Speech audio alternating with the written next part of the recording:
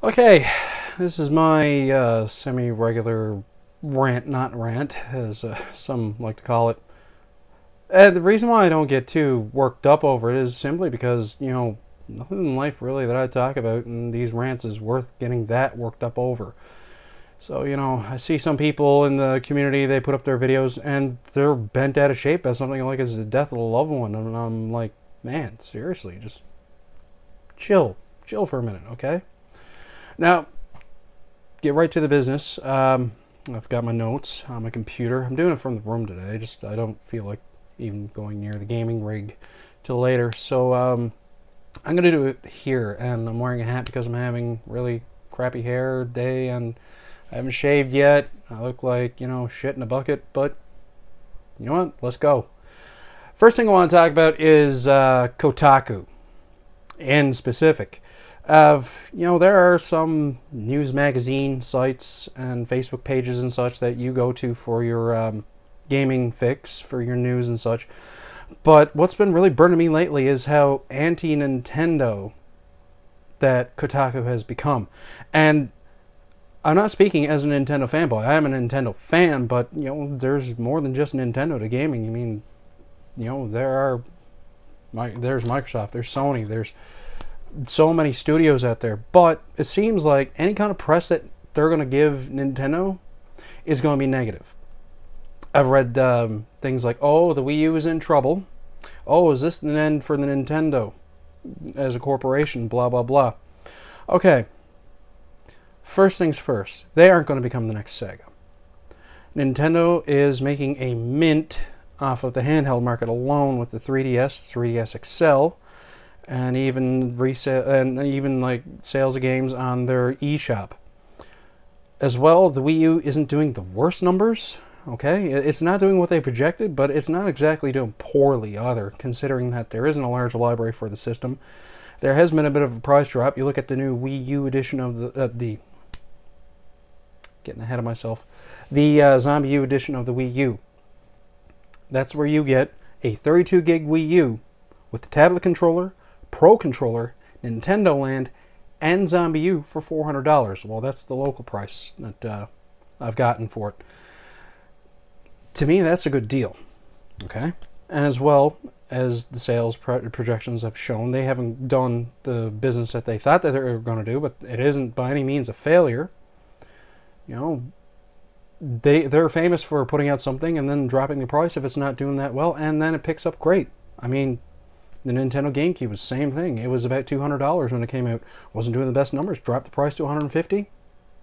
Did perfectly reasonable. Did very modest numbers. Did great numbers in some respects.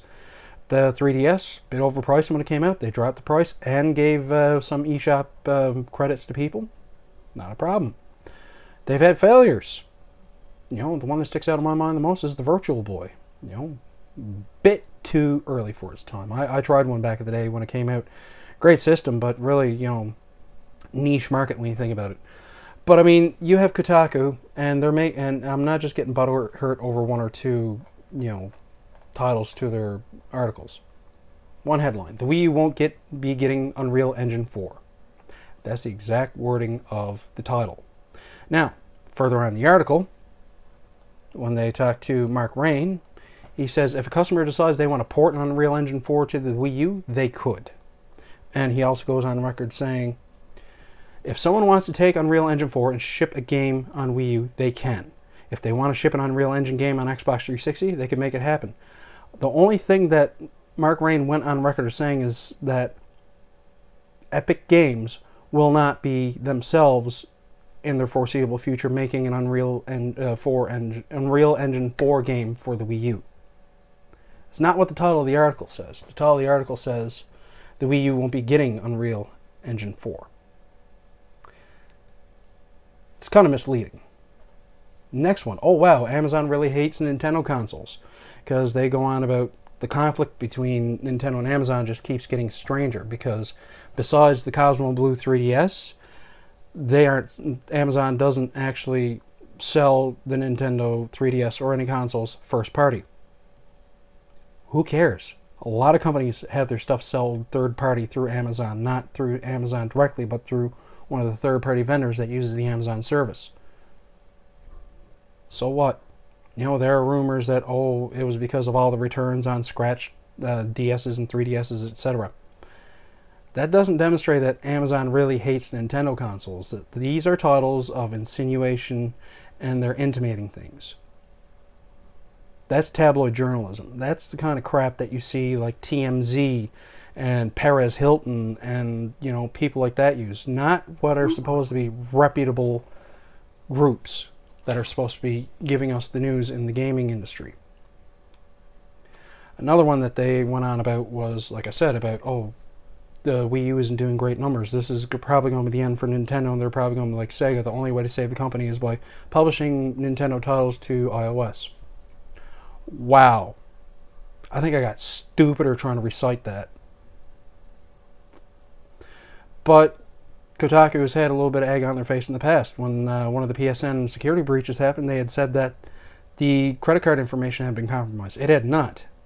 It revealed who had credit cards attached to their accounts, but the information itself was not touched. But Kotaku was going on record and saying that it was. Now, along with that, a lot of the sensationalist titles that I see on Kotaku, I cannot with a good heart and reliability, say that they are a reliable, you know, source for news, because their titles are sensationalist. Their reporting seems to be more than just a little bit biased, and many people have an axe to grind with Kotaku over this, amongst other things.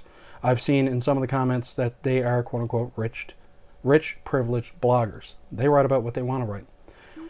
It's either slamming Nintendo for the Wii U, or it's speculating about all this stuff about the Xbox 720 or the PS4. And really, they've shown that they've been, you know, not quite on the level in the past. So for me, I can give them about half a star out of 4 for reliability and just for, you know, things that appeal to me. Now, you may like Kotaku. You're entitled to that opinion. I just personally don't. And I've given my reasons why. Not just because, oh, I don't like the look of it. I don't like how they only report about one side of things. I just don't like how they've shown to be biased. Now, next on my list is people in the community being anti-network. Now, I've seen some rant videos. Some friends of mine show me, and they've also shown up in my feeds and such, about how networks aren't the best things.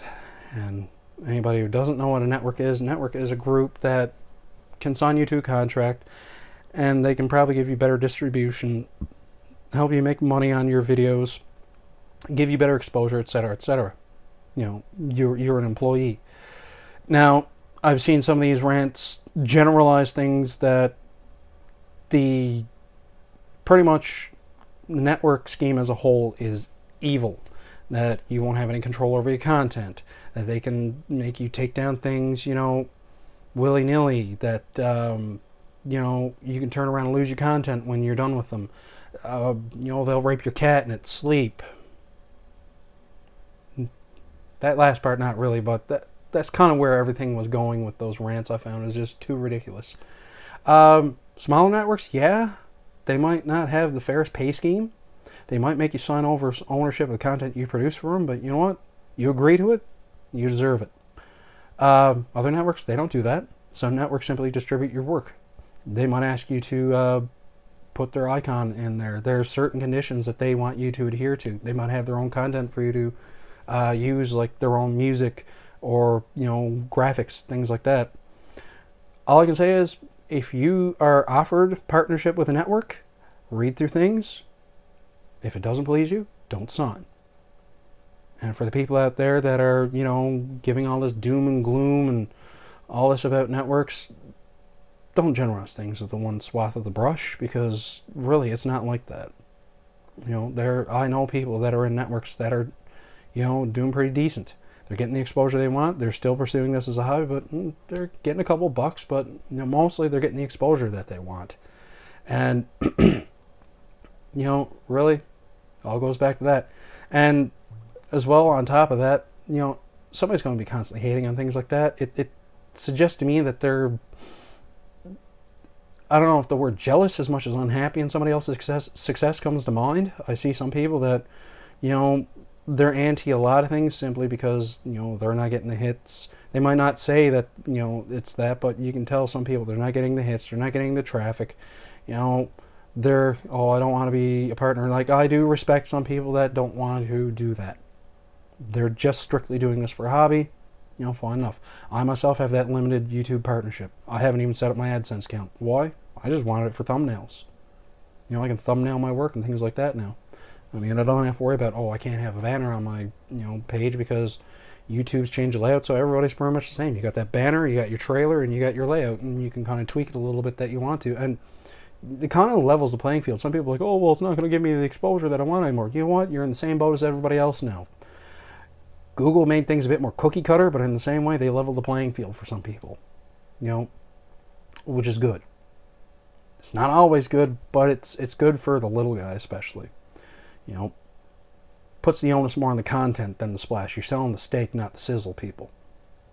Well, the other thing I want to talk about really is it's not really a lightning rod subject or anything like that. I just want to say about how I feel empty right now, gaming-wise, because I just finished Fallout 3 a while back, and now I finished Fallout New Vegas about a week ago. I got myself the DLC for my birthday, all the DLC. That was about 2 weeks ago. And then I proceeded to do everything and anything, and as well grinded the hell out of it. So I prolonged the game as much as I could, and finally finished it. Did a save point though, so where I could do, if anybody knows Fallout New Vegas, where you could do Mr. House's way or you could do Yes Man's way. So I did that. So I got to even finish it on two different endings. But I gotta say, great game. And Trouble and Jay and a few other, and Arcade and a few other people who I Skype with pretty much nightly.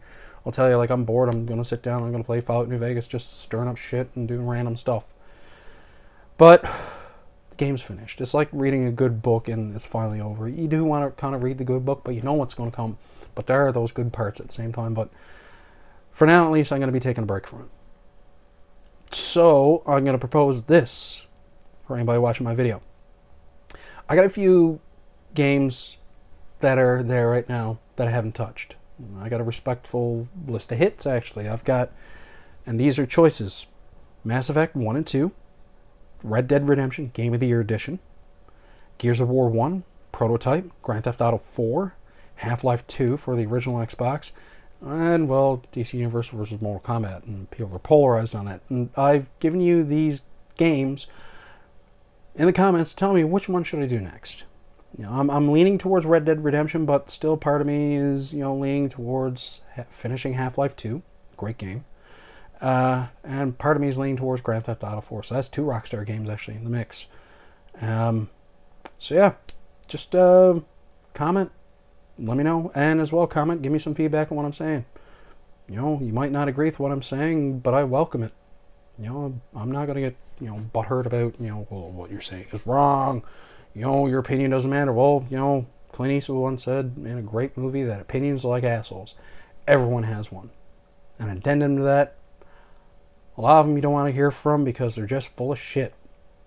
But, that's just me. Anyway, see you guys in the live stream. Dietless79 signing off.